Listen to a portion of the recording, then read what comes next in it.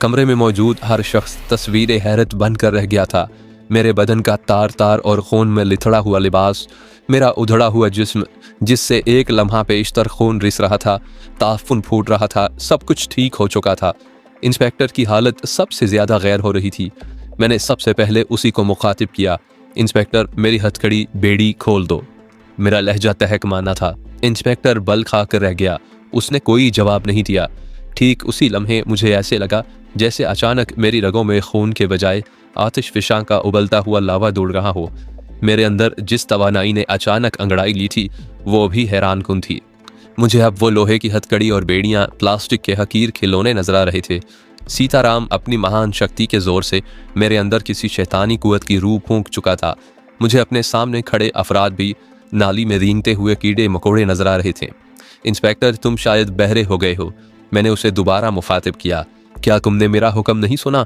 नादिर खान, बड़े स्मगलर ने, जिसका नाम मुझे याद नहीं रहा, अपने एक बॉडीगार्ड को ललकारा। इस हरामी का शायद दिमाग चल गया है जो इसने भौंकना शुरू कर दिया है। इसकी ज़बान काट दे। नादिर खान नामी बॉडीगार्ड ने अपनी बेल्ट से शिकारी चाकू निकालने पर हैरत अंगेज फुर्ती का मुजाहरा किया। फिर वो किसी खूनखार दरिंदे की तरह मेरी जानिब लपका, लेकिन मेरे करीब आकर बुत बन गया। मैं समझ गया कि सीताराम की महान शक्ति ने उसे बेबस कर दिया था। नादिर खान, मैंने सीताराम की बात को आजमाने की खातिर नादिर खान को घूर कर कहा, जिस खंजर से तुम मेरी जबान काटने के लिए आगे बढ़े थे, अब उसे अपनी गर्दन पर फेर लो। इनकार करोगे तो इसका नतीजा और ज्यादा भयानक भी हो सकता है। सुन रहे हो नादिर खान, मैं तुम्हें क्या हुक्म दे रहा हूँ।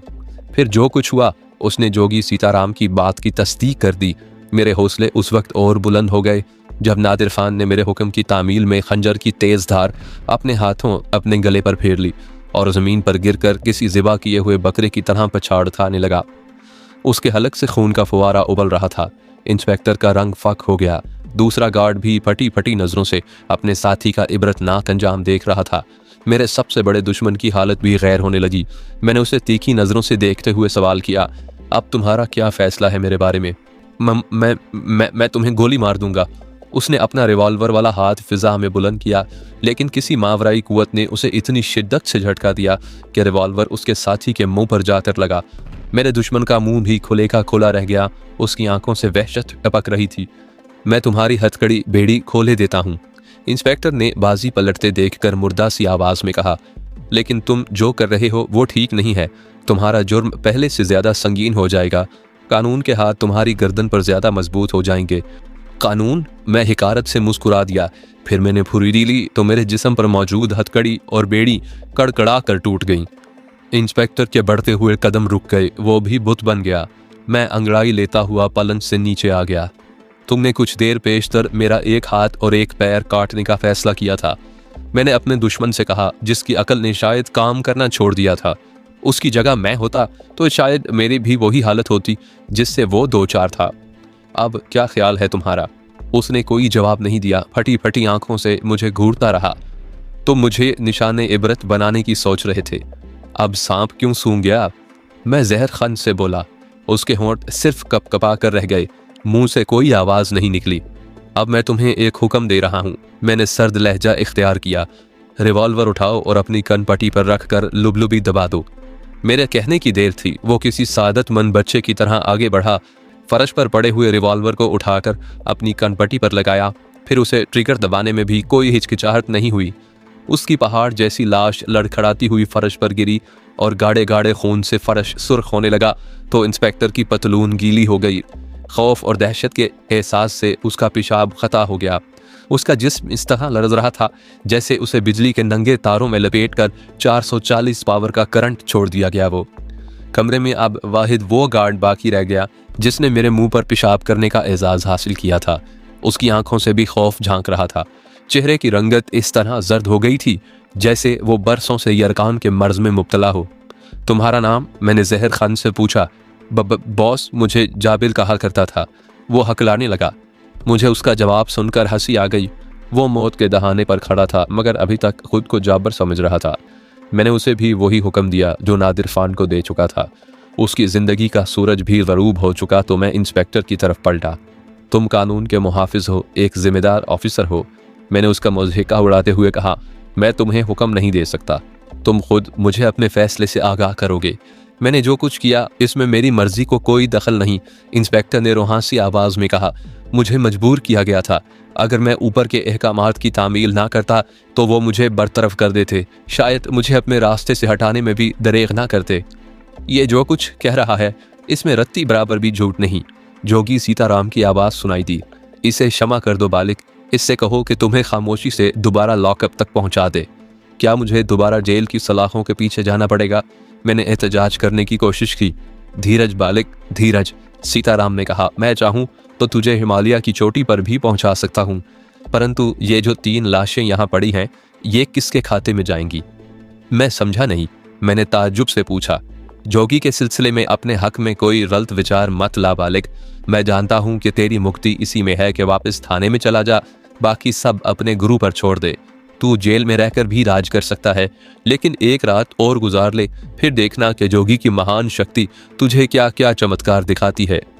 मेरे पास सीताराम की बात मान लेने के सिवा कोई चारा नहीं था।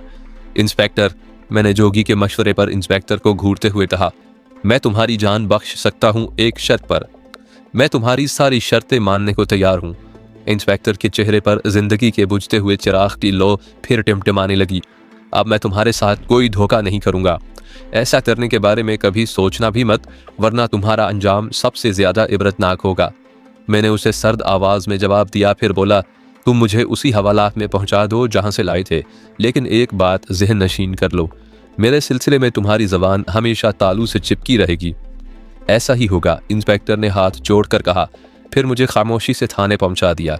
उसने अपने साथियों से क्या कहा था मुझे नहीं मालूम, लेकिन इतना ज़रूर याद है कि थाने की आहनी सुलाखों के पीछे जाने के बाद मेरी हालत फिर वैसी ही हो गई जैसी पहले थी। शायद जोगी सीताराम ने मेरे अंदर जो ताकत फूंकी थी वो वापस ले ली थी। इस बार उन्होंने मुझे हथकड़ी बेड़ी पहनाने की ज़रूरत नहीं समझी।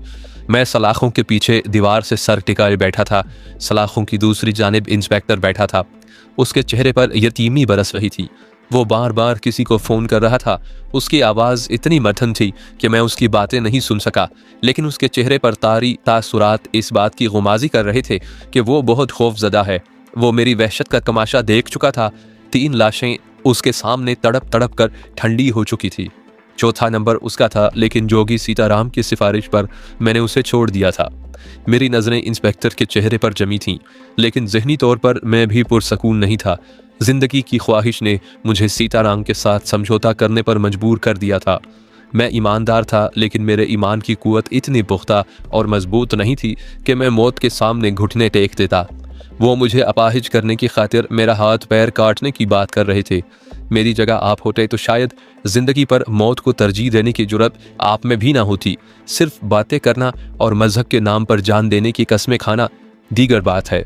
आम हालात में इंसान दूसरों के सामने बड़ी बड़ी बातें करता है, लंबे चौड़े दावे करता है, लेकिन कुत्ते जैसे जानवर के भौंकने की आवाज़ सुनकर भी खौफजदा हो जाता है। एक ज़रा खराश आ जाए तो तड़प उठता है, बिलबिलाने लगता है। मेरे ऊपर 4 आदमियों ने मिलकर जो तशद्दुद किए उसकी तफसील बड़ी होलनाक और नाकाबिले बयान है। मैं आखिरी वक्त तक साबित कदम रहा, लेकिन जब उन जालिमों ने मुझे निशाने इबरत बनाने की खातिर मेरे हाथ पांव काटने की बात की तो मेरे कदम लड़खड़ा गए। मैंने सीताराम से समझौता कर लिया और अब मेरे नामा अमाल में 3 इंसानों का कत्ल लिखा जा चुका था। मैंने जो कुछ किया वो बहालत मजबूरी किया।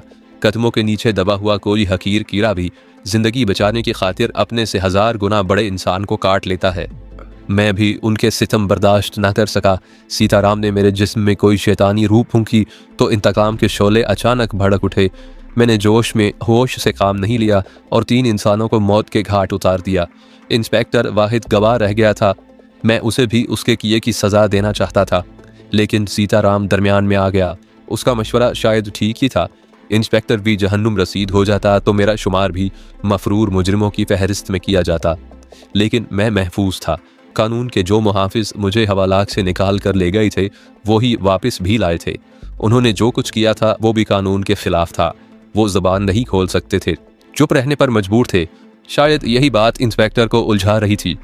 वो गालिबन अपने ऊपर वालों को मेरी वहशत की कहानी सुना रहा होगा, दूसरी जानिब से उसकी कहानी को झुटलाया जा रहा होगा। ऐसा भला कैसे मुमकिन हो सकता था कि एक ईमानदार मुजरिम जिस पर मुस्तकिल जबरो तशद्दुद किया गया हो, जो हथकड़ी बेड़ी में जकड़ा हुआ हो। उसके एक इशारे पर लोहे के पक्के जोड़ और मोटे मोटे ताले कड़कड़ा कर टूट गए हों। उसके हुक्म से 3 जराइम पेशा अफराद ने खुद अपने हाथों से अपनी जिंदगी के चिराग गुल कर दिए हों, अपने गले पर छुरी फेर ली हो, अपने आप को गोली मारकर हलाक कर लिया हो। वो इंस्पेक्टर के बयान को उसके दिमाग का खलल करार दे रहे होंगे, लेकिन जब तस्दीक के तौर पर उन्हें 3 लाशों का भयानक सबूत मिलेगा तो उनके दिमाग की सारी चूलें भी हिलकर रह जाएंगी। मुमकिन है वो उन 3 लाशों को मेरे बजाय इंस्पेक्टर के खाते में डालकर उसे फांसी लटका दें। अमले के दूसरे अफराद भी उम्र कैद की सज़ा भुगतने पर मजबूर कर दिए जाते, लेकिन हकीकत वही थी जो इंस्पेक्टर की ज़बान उगल रही थी। मैं भी अपने कातिल होने का बज़ाते खुद चश्मे-दीद गवाह था। मेरे जहन में तूफान उठ रहा था। मैं ईमानदारी के दायरे से निकलकर कातिलों की सफ में खड़ा हो गया था। उनके पास कोई सबूत नहीं था, लेकिन मेरा ज़मीर मुझे मलामत कर रहा था। मेरे किरदार की अदालत मुझे मुजरिम करार दे रही थी। मैंने कोई बेईमानी नहीं की थी। जो कि सीताराम की पुरस्रार और नाकाबिले यकीन शैतानी कुव्वतों ने मेरा साथ ना दिया होता तो मैं नाकाम हो जाता, वो कामयाब हो जाते। लड़ाई के मैदान में भी एक जीत और दूसरे की हार होती है। मेरे साथ भी ऐसा ही हुआ। मैं बाजी हारते हारते जीत गया। 3 इंसानों के खून के धब्बे मेरे दामन पर मौजूद थे, लेकिन मैं पुलिस की तहवील में हवालात में बंद था। संगीन बरदार पहरेदार ड्यूटी पर तैनात थे। मुझे इंसाफ की अदालत में कातिल करार देना उनके लिए नामुमकिन ही था। सारी बातें मेरे हाथ में थीं। मैं दीवार से टेक लगाए बैठा खुद अपना एहतसाब कर रहा था जब जोगी सीताराम की आवाज़ फिर मेरे कानों में गूंजी। किन झमेलों में उलझ रहा है मूर्ख। जो कुछ हुआ वही भविष्य में लिखा था और मनुष्य भविष्य के लिखे को कभी टाल नहीं सकता। लेकिन अब क्या होगा, मैंने बेचैनी से दरियाफ्त किया। अब भी वही होगा जो भविष्य लिखा जा चुका है। जोगी की आवाज़ में इत्मीनान था। मैंने तुझसे कहा था ना बालिक कि यह संसार एक गोरख धंधा है। इसकी ऊंच नीच अभी तेरी बुद्धि यानी अकल में नहीं आएगी। अभी तो तुझे बड़े पापड़ बेलने होंगे। मेरी सज़ा कब पूरी होगी, मैंने झल्ला कर पूछा। फिर धर्म कर्म के चक्रों में उलझकर डगमगाने लगा। सीताराम की आवाज़ ने जवाब दिया, तूने क्या जुर्म किया था जिसकी सज़ा की बात कर रहा है? दोषी तो वो हैं जिन्होंने निर्दोष होते हुए भी तुझे इस नरक में झोंक दिया। लेकिन अब समय पलट गया है। अब मैं तेरे साथ हूँ।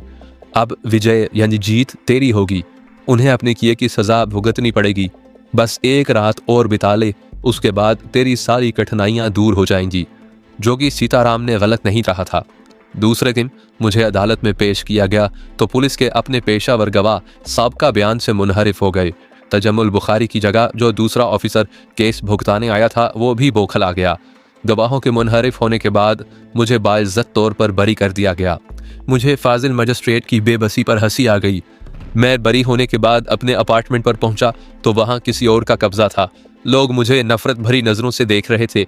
मुझे झूठे मुकदमे में मुलविस किया गया था, लेकिन मेरे पास पड़ोस में रहने वालों की निगाहों का जाविया बदल चुका था। मैं बेयारो मददगार रह गया था।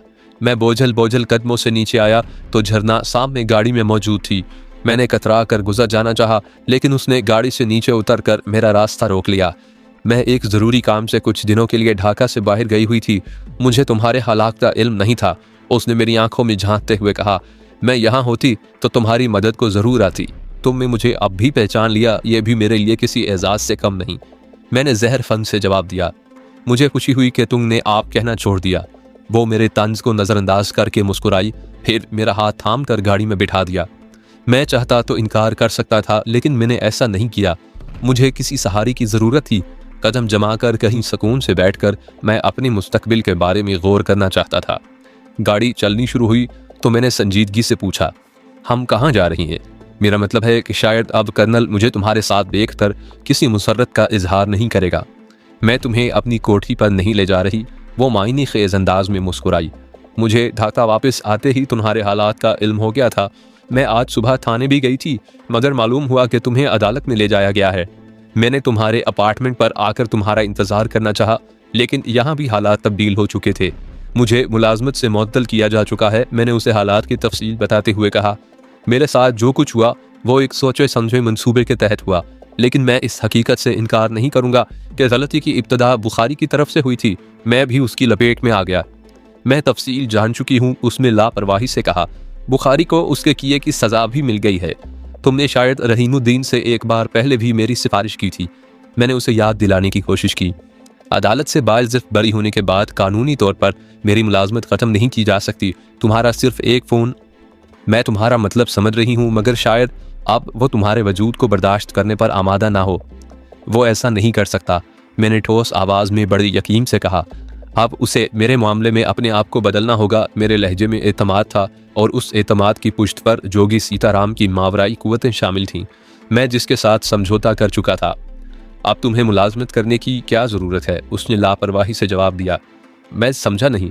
मैंने झरना को वजाहत तलब नज़रों से देखा। उसके गुदाज होंठों पर लापरवाह मुस्कुराहट खेल रही थी।